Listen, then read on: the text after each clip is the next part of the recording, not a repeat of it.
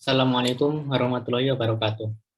Kami dari kelompok 1 izinkan untuk melakukan presentasi mengenai retikulum endoplasma. Sebelumnya izinkan saya untuk memperkenalkan anggota terlebih dahulu. Yang pertama adalah Herfiansyah Audia Sekasakti, diri saya sendiri, kemudian Dita Octavia Maharani, yang ketiga Nurin Nadila Agustin, selanjutnya keempat Najwa Afifah, dan yang terakhir adalah Arifia Sabrinata Islam.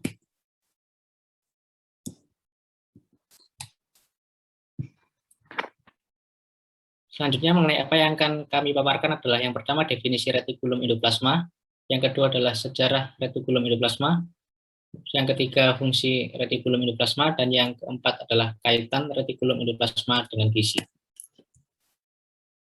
Yang pertama adalah definisinya. Definisi pertama adalah retikulum endoplasma merupakan organel utama untuk terjemahan kelebihan nutrisi menjadi respons metabolik dan inflamasi. Sedangkan definisi kedua adalah retikulum endoplasma merupakan tempat di mana sejumlah besar protein disintesis. Ini berarti retikulum endoplasma merupakan salah satu organel yang dimiliki semua sel eukariotik atau sel yang bermembran. RI kurang lebih menyerupai labirin yang jumlahnya demikian banyak, dan yang paling terkenal dari retikulum endoplasma adalah perannya sebagai sintesis protein.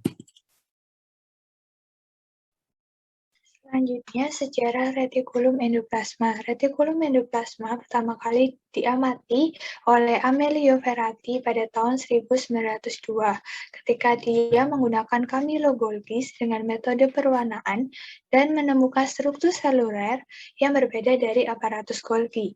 Pada tahun 1953, retikulum endoplasma dinamai dan diakui sebagai organel. Dengan perkembangan mikroskop elektron, Kate Porter dan George Pallade memvalidasi keberadaan terkait retikulum endoplasma ini. Keberadaan struktur seperti jaringan atau retikulum di dalam endositoplasma melalui penciptaan mikroskop elektron resolusi tinggi. Selanjutnya, fungsi retikulum endoplasma yaitu fungsi retikulum endoplasma halus adalah untuk menyimpan dan melepaskan ion kalsium secara tiba-tiba. Ion kalsium dari sitoplasma dipompa ke dalam lumen retikulum endoplasma halus dengan konsentrasi 100 kali lebih banyak daripada konsentrasi di sitoplasma. Lalu, fungsi retikulum endoplasma kasar adalah sebagai tempat sel memproduksi protein.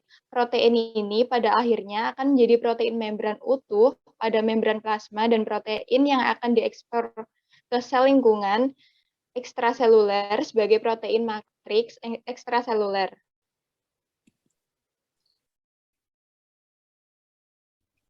Retikulum endoplasma dibagi menjadi dua, ada yang kasar dan halus.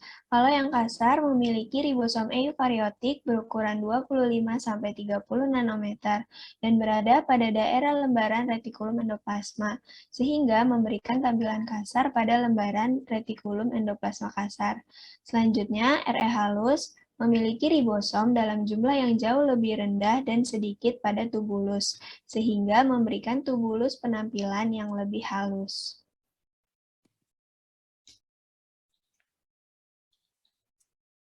Kemudian ada hubungan retikulum endoplasma dengan gizi.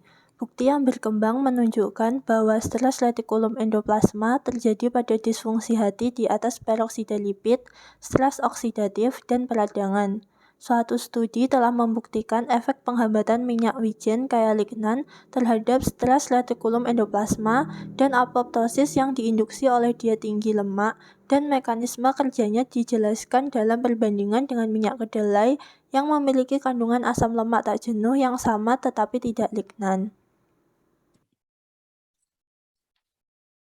Sekian presentasi kami dan terima kasih.